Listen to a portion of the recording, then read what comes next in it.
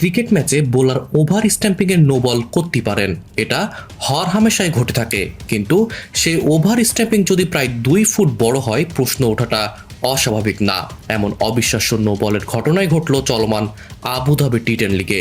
এই ম্যাচে অস্বাভাবিক নো বলের ঘটনাটি ঘটেছে ম্যাচের দ্বিতীয় ইনিংসের চতুর্থ ওভারে স্ট্যাম্প আর্মির সংযুক্ত আরব আমিরাতের বোলার হজরত বিলাল মস্ত বড় নো বলটি করেছেন।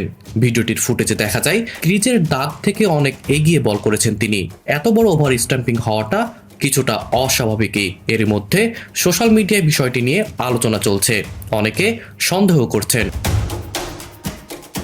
অবশ্য এমন বিতর্কিত নো বলের ম্যাচে বড় ব্যবধানে জয় পেয়েছে হজরত বিলালের দল স্ট্যাম্প আর্মি। একটি মাত্র ওভার করা এই পেসারও খুব একটা খারাপ করেননি, মাত্র 9 রান খরচায় তুলে নিয়েছেন একটি উইকেট। শুরুতে ব্যাট করতে নেমে ফাফ ডু প্লেসির 32 বলে 75 রানের ঝড়ো ইনিংসের সুবাদে নির্ধারিত 10 ওভারে 1 উইকেট হারিয়ে 135 রান তুলেছিল স্ট্যাম্প আর্মি। জবে নিউ ইয়র্ক স্ট্রাইকার্সের ইনিংস থেমেছে 7 উইকেটে 99 রানে। 36 রানের জয়ে পয়েন্ট টেবিলের শীর্ষে আছে ফ্র্যাঞ্চাইজিটি।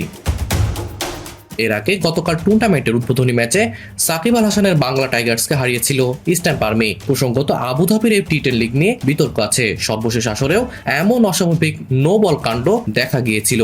এছাড়া এই লিগে খেলা অনেক ক্রিকেটারের বিরুদ্ধেই দুর্নীতির অভিযোগ রয়েছে। Munna Nazm Rifat, BD archive.